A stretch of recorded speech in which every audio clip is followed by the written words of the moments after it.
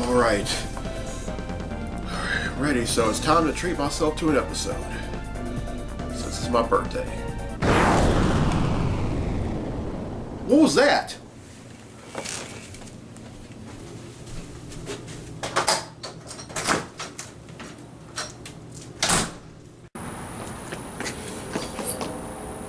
Oh, you have got to be kidding me.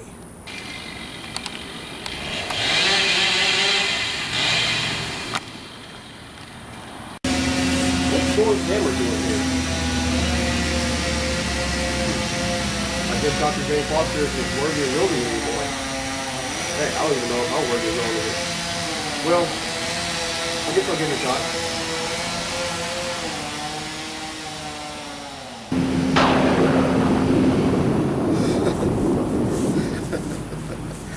Oh yes! Happy birthday to me!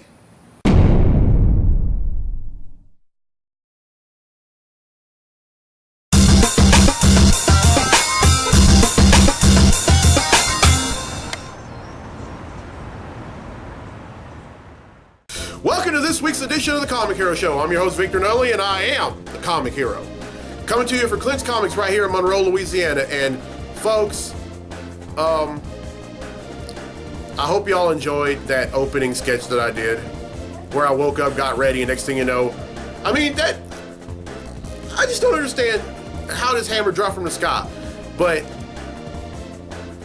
it was kind of odd.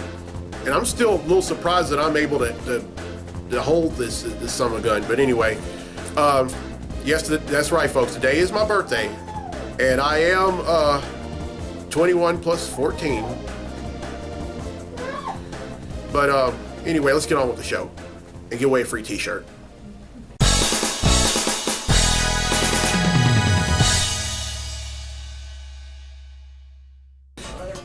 Alright, in last week's episode I asked true or false.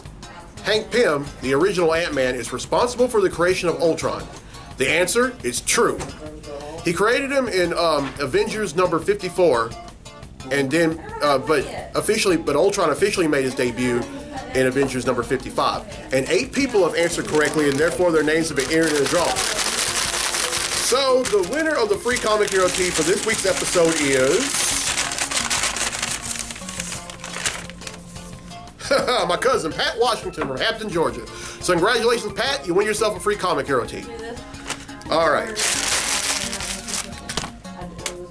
Here's the question for next week's episode. And this is a very easy one, especially if you read up on Luke Cage in Marvel Comics and you watch the TV show on Netflix.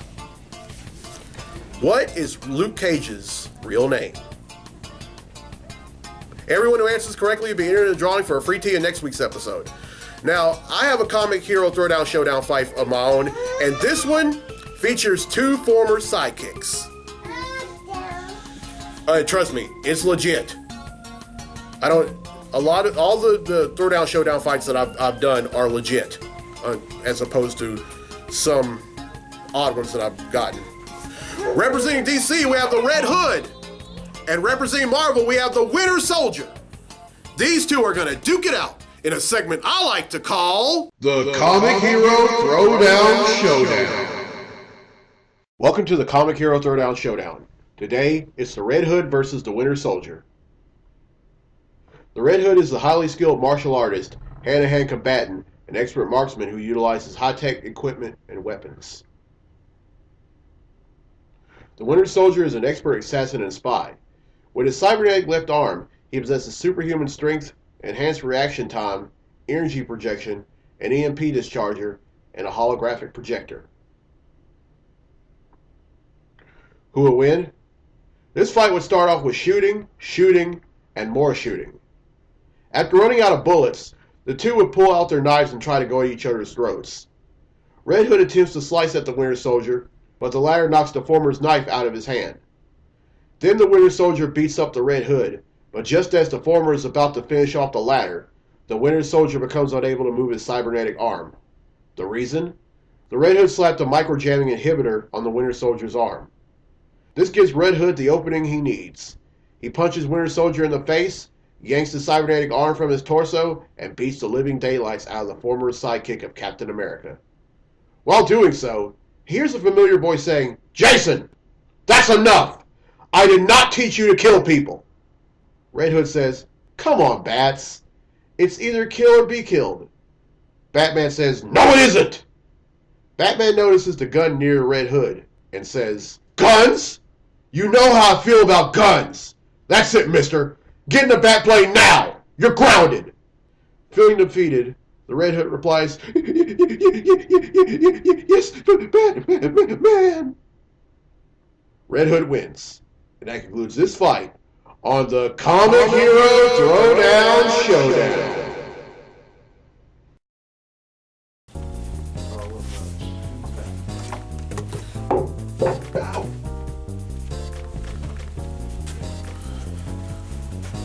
I really didn't have Thor's hammer, that would have been dangerous. It wouldn't be a floor level. Right, that's what I'm saying, that would have been dangerous. That means the store is worthy. All right, well, I hope you enjoyed the Comic Hero Throwdown Showdown fight. And if you have a fight for a future episode, contact info is down there. All right, let's get to the comics I bought this week. Comic books I bought this week.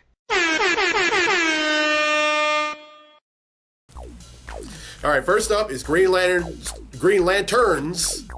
number 10. This is part 2 of the Phantom Lantern story arc. And at the end of Green Lantern number 8, which was part 2 of Family Matters, we find out that there's a person heading to Dearborn, Michigan who wants to retrieve that ring to become a Phantom Lantern. And in number 9, we find out the identity of this person. It's a disgraced airman by the name of Frank Leminski. Now, we find out in a backstory in number 9 that he's always wanted to be a Green Lantern. After seeing Hal Jordan, Guy Gardner, John Stewart, and Kyle Rayner become Green Lanterns, he figured, okay, they became Green Lanterns, why can't I? So he started training his body and his mind to become a Green Lantern. And then one day, a ring found him. And he almost became a Green Lantern, but then the ring decided, okay, this guy isn't what we thought. And then the ring ended up slipping off his ring and went somewhere else. And me being a conspiracy theorist, I strongly believe that's the same ring that chose Simon Baz. Well, you're probably wondering, Vic, how did he find out about the Phantom Lantern, the Phantom Lantern ring? He was tipped off by none other than Volthoom, the first Lantern. Now you're probably thinking, Vic, didn't he die? Yes, he did die at the hands of Necron during the rage of the first Lantern story arc back in 2013. But somehow, some way, he survived, and this is a continuation of that. And I'm quite sure that Volthoom is going to be largely involved in this story arc. All right, next up is Aquaman number 10. Now, I'm still a little behind on this book, but what I can tell you though is that Aquaman has tried to make peace with the world, namely this country. And thanks to Black Manta, well, he got blamed for he got arrested and in prison for a crime that Black Manta committed. And Mira has tried her hardest to convince the president to release him. When that didn't work, Mira decided to step up and break him out of prison. And then next thing you know, Superman says, oh, you want to break out of prison? You want to break the rules? Well, come and break me. They ended up getting in a fight and ended up in a draw, surprisingly. And then Superman was like, okay, break the law again, and I'm not going to hold back. All right, speaking of Superman, next up is Superman number 10. This is part 1 of In the Name of the Father. In this story arc, Superman and Batman bring Superboy and Robin respectively to meet each other. And I kind of consider this to be a prelude to their new book called Super Sons that's going to be coming out real soon. Now, in previous issues, in the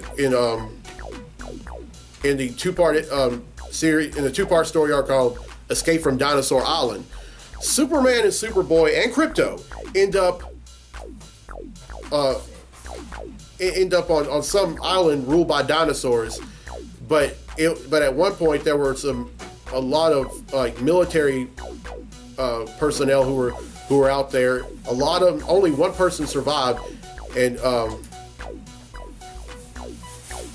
I forgot his name, but well, he ended up helping them, and they got the device the sentient device that ended up transporting them from the Fortress of Solitude to Dinosaur Island.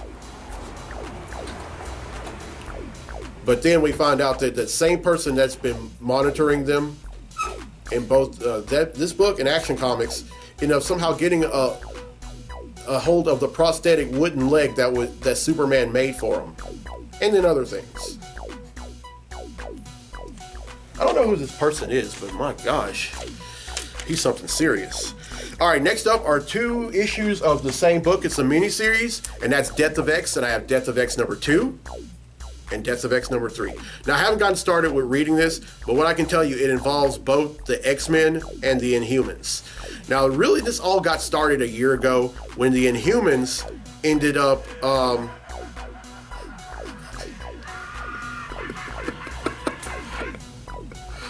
oh boy. Sorry folks, that was Claire's phone. But anyway, this all got started a year ago when Black Bolt, the leader of the Inhumans, had unleashed a Terrigen Mist that's a lot more powerful than any Terrigen Mist that had been released before. And it changed humans that carried the Inhuman gene. Humans that carried the Inhuman gene to full-blown Inhumans, but it poisoned and eventually killed mutants. And this is kind of like the fallout of this, and the surviving mutants, namely the X-Men, want retribution. And then finally, The Unworthy Thor number 1. Now, this is Odin's son, the guy that was previously Thor. Not anymore.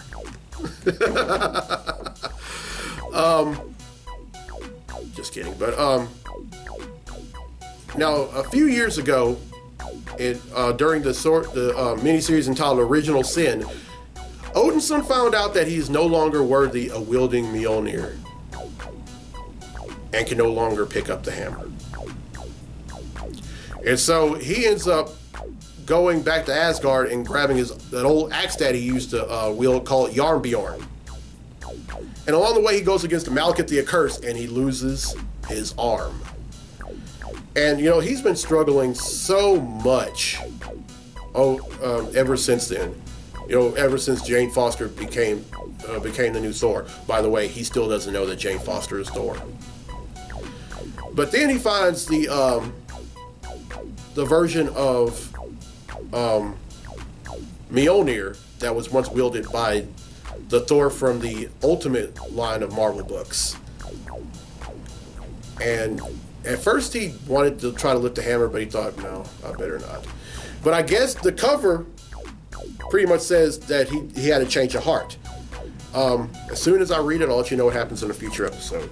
All right, now that's 6 I bought, which brings the total number of comics that I bought since December of 1997 to 7,539.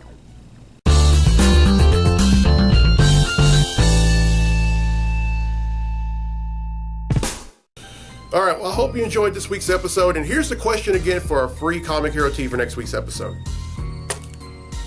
What is Luke Cage's real name? Everyone who answers correctly will be entered in a drawing for a free Comic Hero Tea in next week's episode. But if you don't mind buying a shirt from me, for $1, for adults they're $10, and for children they're $5. Oh boy, today's a great day.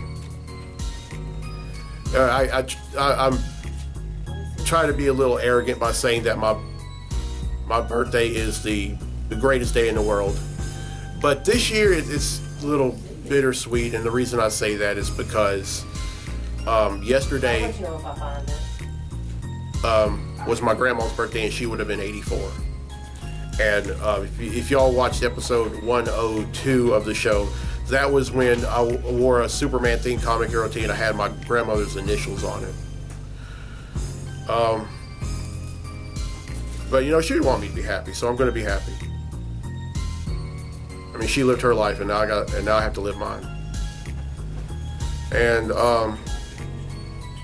you know, but today just isn't my birthday. I want to wish a happy birthday to one of my former coworkers, Mary Wilson. Happy birthday, Mary.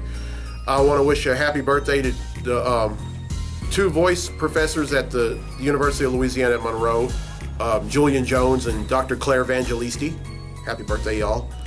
And also a very special happy 10th birthday, my little cousin, Landrick Turner. Happy birthday, Landrick.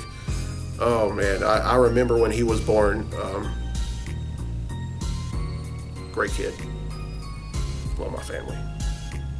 I don't think I've ever said that on my show before, but I love my family.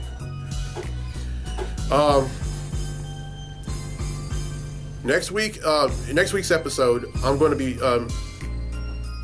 wearing a Veterans Day themed Comic Hero Tee. I want to pay tribute to all the men and women who are in all 5 branches of the U.S. military who are no longer serving and are still with us today. And I know plenty of them. As a matter of fact, I'm related to 2 of them. Oh yeah, okay. That's all. I'm Victor Nunley. I'm the Comic Hero. I'll see you next week for episode 137 right back here at Clint's Comics. So till then, be safe, be blessed, be a hero, and have at thee!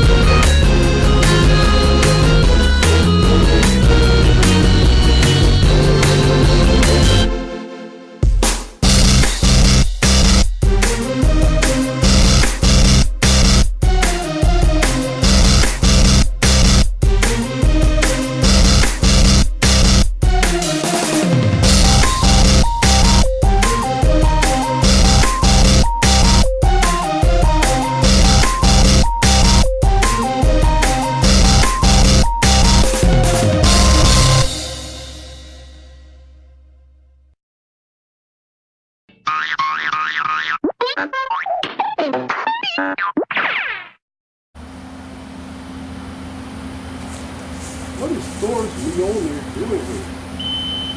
Is Dr. Jane Foster no longer worthy of wielding Mjolnir? Heck, I don't even know if I'm worthy of wielding it.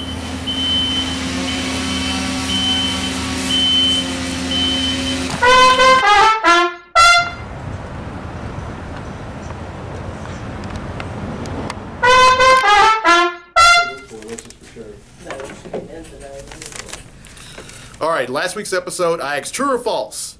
Hank Pym is responsible for the creation of blooper reel.